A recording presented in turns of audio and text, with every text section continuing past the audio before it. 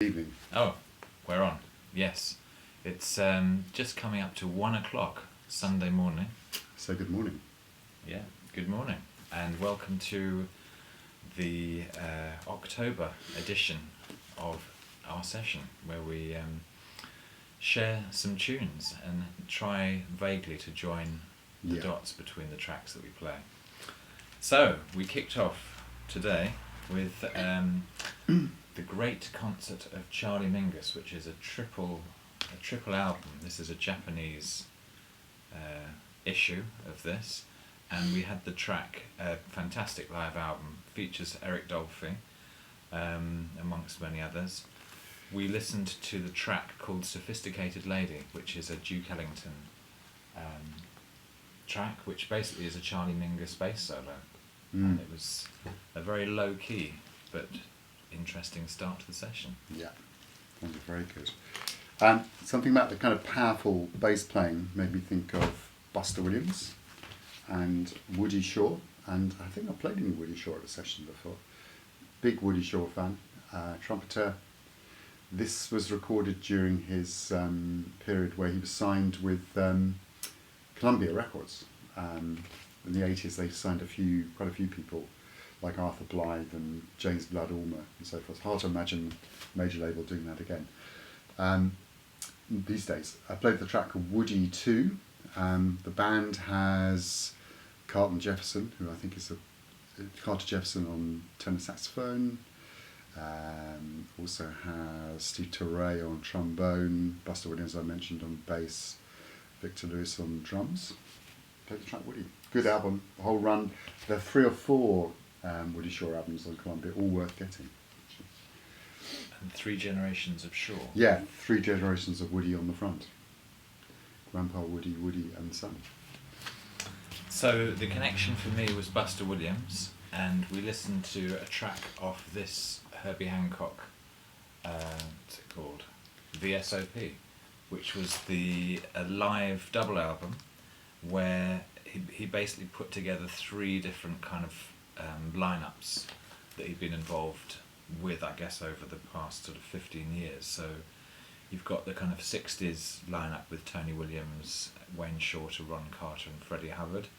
Then there's the Mawandishi band, which has again Benny Maupin, Buster Williams on bass, Julian Priester on trombone, Eddie Henderson on trumpet, and then there's the kind of Headhunters version with Paul Jackson, Benny Maupin again, Wawa Watson, Kenneth Nash, James Levy.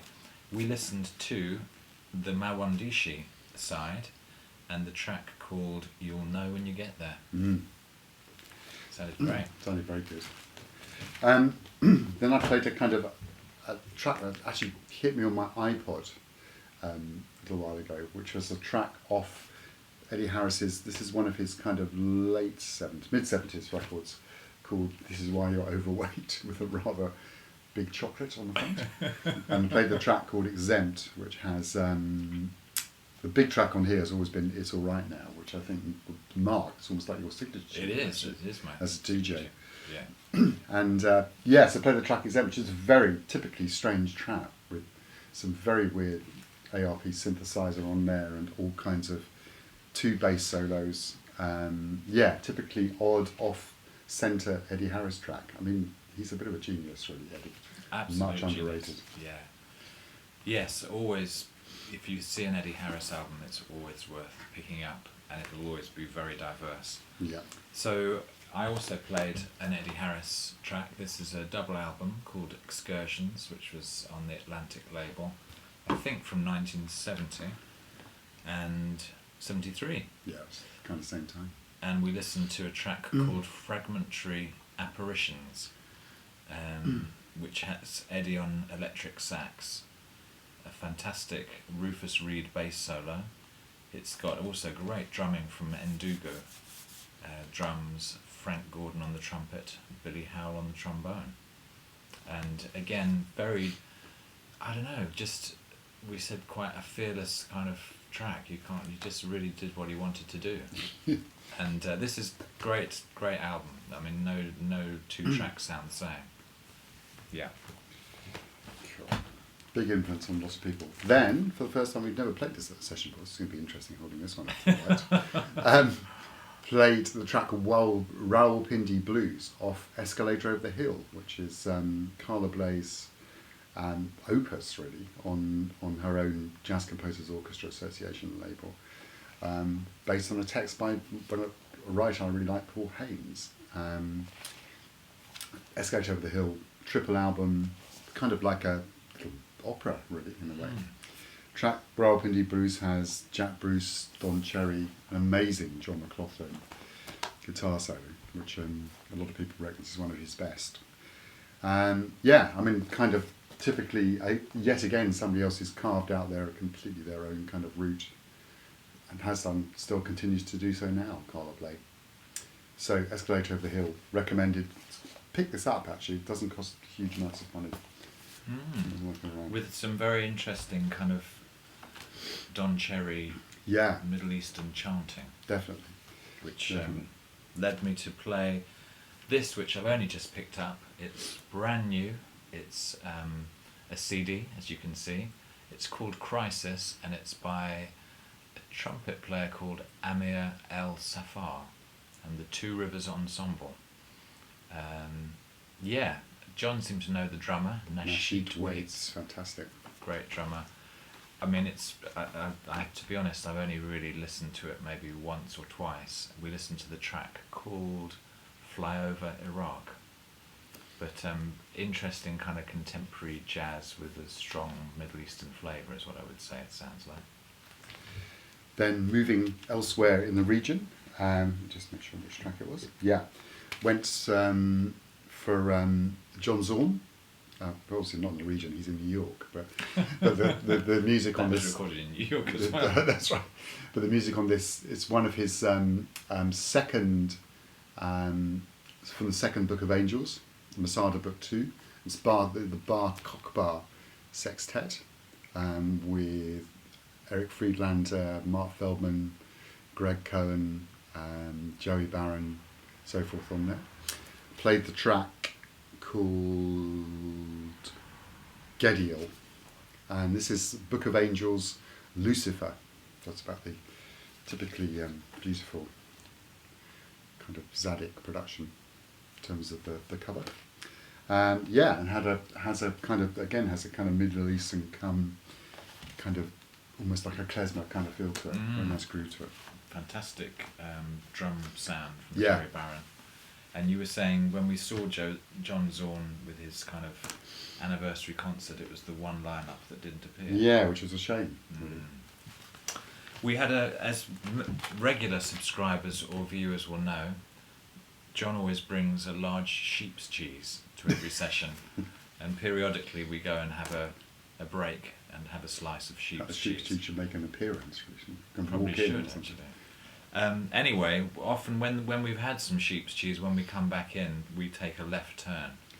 And we did this time. I came back and I played a Reggae 12-inch, and I'm saying a special request to Doug on the VC, who I know is a great reggae fan, and we've even had a bit of online correspondence about this 12-inch. It's actually, the A-side is Laxley Castell and a track called Jars Watching You on the MIngus Roots label, but we actually listened to sweet reggae music by the DJ and MC Papatullo. Sounded great, from early 80s, 81. I always bring some reggae with me, except for this time, and I forgot to bring any reggae with me at all, actually. So I kind of had to go sideways a bit and played a track off Kazumi Watanabe's Mobo, which is on Grammavision, came out in the mid-80s. And I played the track called Mobo 2, which actually has two completely different rhythm sections playing on it together. One which is Marcus Miller and Omar Hakim, and the other one which is the very famous reggae rhythm section, so there was a tenuous link here. Well, it was a reggae track.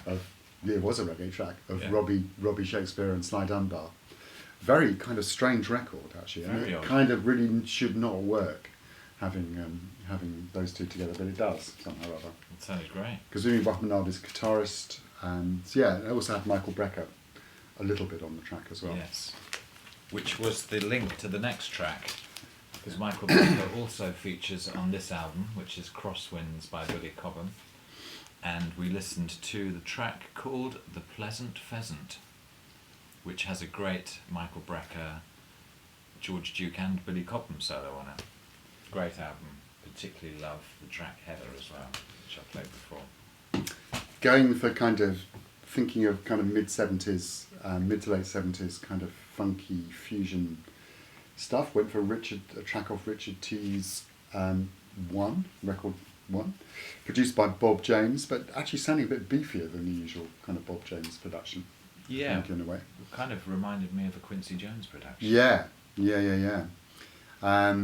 Played his cover version of Jesus, Children of America on here. Some great Eric Gale guitar playing on here. Very fat sounding guitar. Yeah, and Steve Gadd features on there as well. Nice record. I bought this actually in Mark's hometown a couple of times ago. I was down there. And of course Chuck Rainey was on the bass. And Chuck Rainey was on the bass. And I think Chuck Rainey is also... Is he on the bass here? I'm pretty sure he is. On this album, which is Quincy Jones... It's called You've Got It Bad Girl. Comes with a full-length Quincy Jones fold-out poster. But the fantastic tune Summer in the City, the John Sebastian track, which was also covered by Bobby Goldsboro, but a really kind of heavy-duty bass and drum version with very kind of ethereal vocals from Valerie Simpson and some beautiful strings, some lovely electric piano from Dave Grusin. A really, you just have to listen to Quincy's productions. I mean, they are so widescreen, really fantastic. Great album. Sampled, of course, by Tribe Called Quest. By many people, I By think. many people. Many yeah. people, that's right. Dave Grusin gave me an excuse to... I don't often get excited... I mean, I buy CDs. I don't often get excited by CDs, but I did get very excited by this. This is on the Screen Archives label, which is something you really need to buy online from them. And this is a reissue of Dave Grusin's score for 3 Days of the Condor. And also, even more exciting for me, it's for the first time ever in any format, the release of his soundtrack for The Friends of Eddie Coyle, which is a fantastic movie. Very good film. And A great book. Great book. Turns out Mark actually did a university thing on it. I did. Yeah. It was part of my degree. Brilliant mastering, great, really nice archival production, lots of photographs, lots of details of the soundtrack, and didn't play the track from Friends of Eddie Coyle, played the title track from 3 Days of the main theme from 3 Days of a Condor. Usual people knocking around to hear, Harvey Mason, various other people. Not very clear exactly what the personnel is, but great sounding. And if you like movie soundtracks, go and check out their whole site, actually, screenarchives.com. Really good. Well, it was this point that we realised that we'd not actually had a single track with a full vocal on it. So it suddenly was time to get a bit soulful. So who else could we call on apart from Bobby Womack? Who is definitely one of the kings of soul, and his album called The Facts of Life, and we listened to a great cover of a Burt Bacharach song. And what was it? Love. The Look of Love. Yeah, great album, great sound, great track. Some really sort of sultry backing vocals. I think it sounds like From Bobby at the end, and a great sort of coda kind of groove at the end of the track. Really nice. Following up on Bobby, a bit more vocal, had to go for Rufus with Chaka Khan and their cover version of Bobby's Stop On By. Not much to say about Chaka really, except she's one of my absolute favourite vocalists. Sometimes I think she might be my favourite female vocalist. Whole string of fantastic records, or get them all really, I think. Yeah. No doubt there. No doubt. And this is from the album Rufusized, which I think was either their first or second record. I think. Really lovely album. Yeah, I've just picked up this album, which is Denise Williams. The album's called Nisi. Denise Williams was one of the backing singers in the sort of early Stevie Wonder sort of live and studio setup. Did quite a bit of work with Cyrita, who was his wife. This album is it's very much from that sort of mid-70s period when Maurice White from Earth, Wind and Fire was being extremely prolific and was also working with the Emotions as well as Earth, Wind and Fire. This album basically features the Earth, Wind and Fire band doing tracks which were apparently going to be on an Earth, Wind and Fire album. It's most well known for the track Free, but we listened to the last track on side 2, which is called If You Don't Believe, which, yeah, just really beautiful.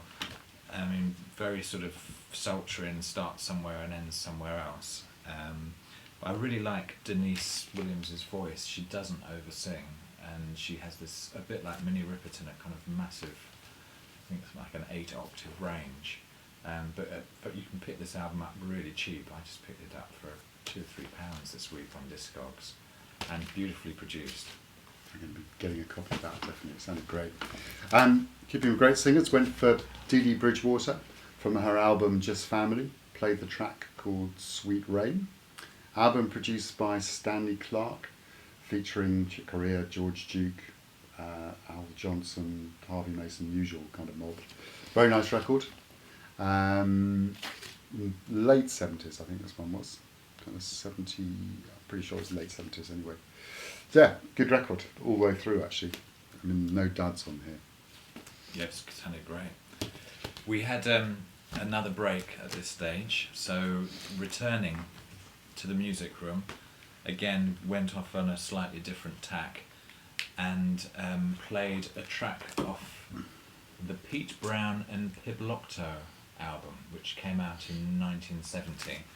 So Pete Brown, who was, well, we were saying he's a beat poet, he also did a lot of lyric writing with Cream, and he had a band called the Battered Ornaments, I think. And we listened to a beautiful track, which was called, what was it called? Was it called High Flying Electric Bird, which, interesting enough, was also written with Jim Mullen, who apparently was also one of the Average White Band and is still sort of doing gigs in the UK, fantastically talented session guitarist. But yeah, really interesting album, very hard to kind of categorise. I guess it's a prog album, but it's just got a very sort of distinct, I mean, he's got a particularly distinctive vocal style which not everyone would like, but musically it's really interesting, worth picking up. And apparently there's a film about Pete Brown that is just about to be released. Interesting. He's still around. Going for thinking of British psychedelic stuff, went for a very, very obscure band called the Beatles. And played the track Tomorrow Never Knows from Revolver, which always sounds good, actually. And incredible track. I think possibly one of my 2 favourite Beatles albums, with Abbey Road, I think. Love these 2. So yeah, Beatles, what can you say, really? It would definitely be a Desert Island Disc track for me. Yeah, yeah. Groundbreaking stuff. Yeah. So another groundbreaking artist, this time from the States, is Todd Rundgren. You know we like Todd Rundgren. Yeah. This is his album Initiation, came out in 1975, and we listened to the track called Real Man. And literally within 2 seconds of the first chord, John said that's Todd Rundgren. He has such a distinctive sound. I mean, he's such an original artist, and writes just some amazingly fantastic pop songs, actually. Yeah, absolutely. So the only way to follow Todd Rundgren was with Todd Rundgren, really. So, and I had one in the box. So I played the track. What did I play, actually? You played Can We Still Be Friends? Yeah. Off The Hermit of Mink Hollow, which was, I think, his kind of late 78, I think, possibly came out. Yeah, it came out in 1978. One of his all solo records, so I think he played everything on the record. Weird thing was, although it again instantly you can decipher it's Todd, but that album sounded completely different. Totally, but they all do, don't they? Yes. Yeah, but they all sound But like they all Todd sound Rundgren. like him. I then played a track that I remember listening to when I was a teenager, and it was Solar Strut by Edgar Winter from this album, which is called Jasmine Night Dreams. I also had a great Edgar Winter's White Trash album, which I unfortunately has been stolen. But they're still there. Yeah, sounded great. Great horn sections, some fantastic Edgar Winter sort of electronic keyboard experimentation going on in this tune. It's nice to hear it again.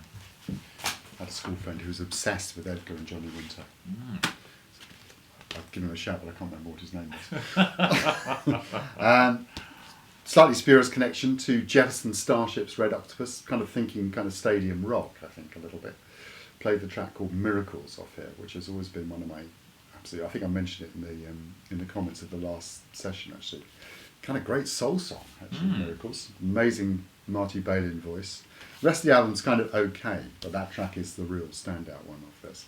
And I think this was their first or second album after the Airplane broke up.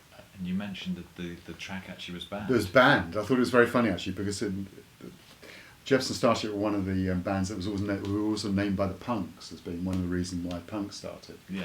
And of course, a few weeks after, my memory serves me well, a few weeks after Anarchy in the UK, or God Save the Queen was banned, this was banned, which I thought was hilarious. Yeah, so the beautiful, rich vocal harmonies on that got me thinking about the Beach Boys and this album, Holland, and specifically the track Sail On Sailor, which has got a beautiful kind of chord change in it, in the chorus, which I just absolutely love. It's great. Yeah. Staying on the harmony trip, went for The Birds off Notorious Bird Brothers and played the track Wasn't Born to Follow off here, which I think was written by Carole King, if I remember right. Definitely my favourite Birds album, I think. David Crosby was, even though he's replaced by a horse on the cover, was actually still in the band just about. And Clarence White, who's always been one of my absolute favourite guitarists, had joined, and as a session musician on here as well. Great album, Notorious Bird Brothers. I have to actually remember what track I listened to here. This album, I have to give a big shout out to Fred, Big Star 1000, because he was very enthusiastic about this artist who I'd never heard of before. He's called Alan Peters, and the album is called Rest La Maloya, and I think it's a kind of compilation of a lot of Alan Peters' earlier stuff. I don't think Alan is with us anymore, but it's a really lovely album. I mean, it's quite a strange cover, and he does sort of play kind of one-stringed lutes and stuff with kind of quite a sort of strong African rhythm thing, and he quite often sings in French, and you'd imagine that it wouldn't really work, but actually it really gets to you. And the last track on side 2 is the track that we listened to, and I can't actually remember what it's called now, but it was beautiful song. It is called Rest La Maloya. They say it's probably one of the greatest unknown hits. And it certainly was. I'm not sure you can have an unknown hit. I think that doesn't. But I know what they mean. Yeah, well, I think that maybe the translation from the French doesn't work too well. Yeah. On the back here, but yeah, it's on Sofa Records. I bought it from France. Very nice. Then kind of went to a kind of contemporary artist, the Becca Stevens band. Becca Stevens I'd heard quite a lot singing with other artists, and checked her out, checked a couple of YouTube clips out, and this is a great record, actually. It is a real band as well. I mean, they're a 4-piece band. She's a wonderful singer. There's some amazing choice of cover versions on here. She covers Usher, and she covers Frank Ocean, and she covers Stevie Winwood, which is a pretty good choice of cover versions on here. But I played the track I Asked off this. I mean, can't recommend this enough, actually. Check it out. It's a very, very good record. Definitely up there with one of the best new releases of the year, I think. I bought, on John's recommendation, I bought it for my younger daughter, who's a massive Kate Bush and Joni Mitchell fan, and it definitely somehow, without sounding like either of them, and Bjork as well, there's something about the distinctive sound of her voice. Yeah, she's really good. We then had a reissue that's just come out. Bert Jansch and John Renbourn. It's called Bert and John. We listened to the track called not along the way. The Time Has Come, I think it was. Anyway, it had Bert Jansch singing on it. I think there's only one track where he sings on it, but it's basically just the two of them, and it's very much the sound of this photo, which is it's two guys and their guitars. It's a really nice album. Yeah. Lovely. Two real innovators on the acoustic guitars. Definitely. Keeping with the kind of acoustic kind of vibe a little bit, went for Mary Margaret O'Hara from her album Miss America. I've not seen anyone show this in the BC actually. Played the last track, You Will Be Loved Again, which is basically her just singing with David Paish, the bass player, together. She's a very easy person to collect. She only made one record. I think there's a Christmas EP or something other out as well. Real innovator, big influence on lots and lots of singers. People always trying to get her to record again and come back and do something. She does the odd appearance on some of Hal Wilner's records and various other places as well. But a real one-off actually. I don't know how you describe this record actually. I mean, it's obviously a rock record, but her voice doesn't sound like anybody else. No. The songs don't sound like anybody else, and yeah, it's a classic really. Well, we hit a whole rich sort of mine of tunes that could all be the last track of the session, but actually it went on for about another hour. That's right. So I've just picked up this, which is the Mo-Fi Kind of Blue reissue box set, 245 RPM records, a booklet, a lovely, beautiful pressing. And the track Flamenco Sketches is the one that we were listening to, which I have to say is a track that's tended to pass me by just because it's probably the least well known on the album, but it sounds absolutely wonderful. And we were just getting into this quite minimalist thing where we were listening to tracks where there wasn't that much happening, but they sounded absolutely beautiful. So yes, I do recommend, if you want to upgrade your scratched vinyl copy of this album, I would jump on this pretty swiftly. It sounds very, very good. I think people are basically saying this is the best reissue ever on vinyl. Even better than the Classic Records one in the 90s. Sounded great.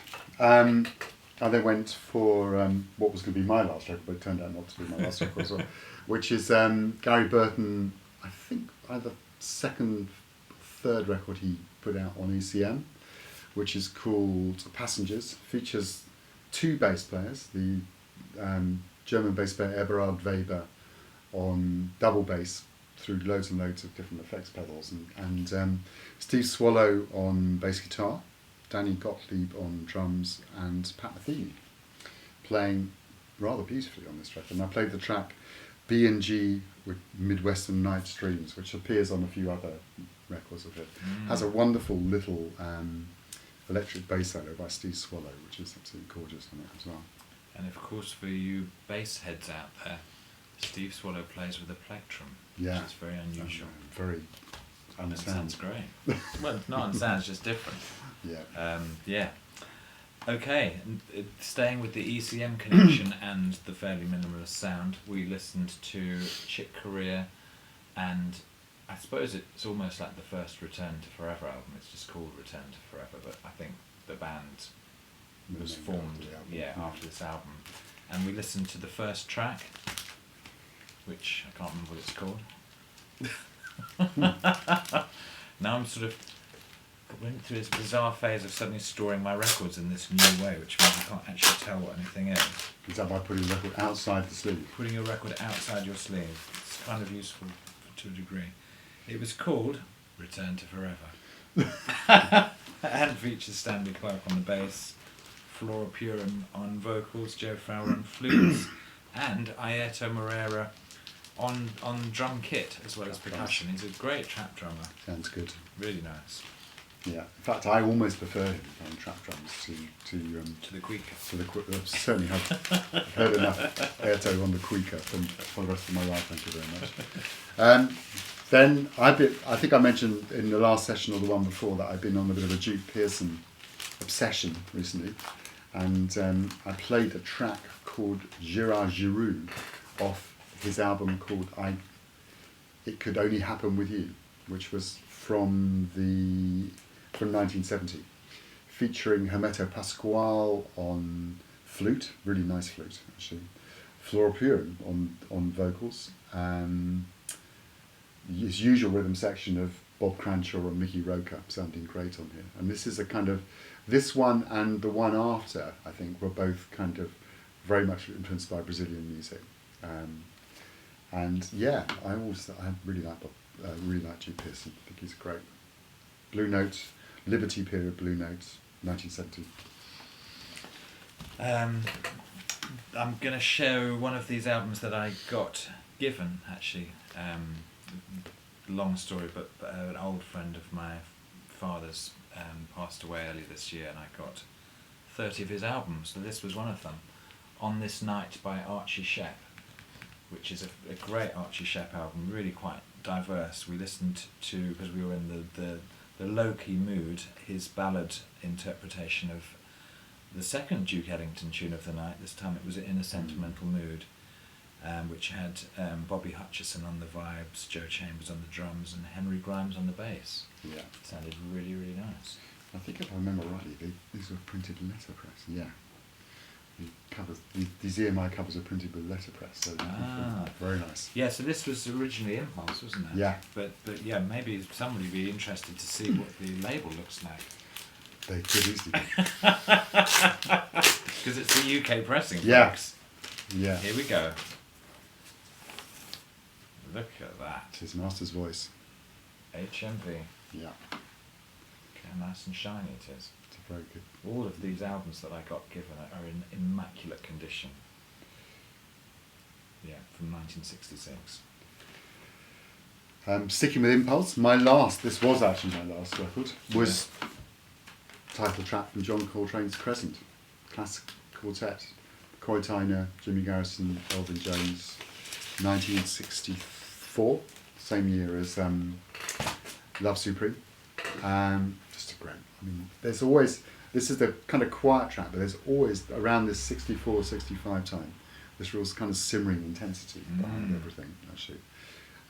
Just sounds like Coltrane's got ideas just pouring out of it. Yeah. It's just extraordinary, actually. It's almost kind of scary sometimes, I think, to listen to. Yeah. So yeah, never go wrong with Coltrane.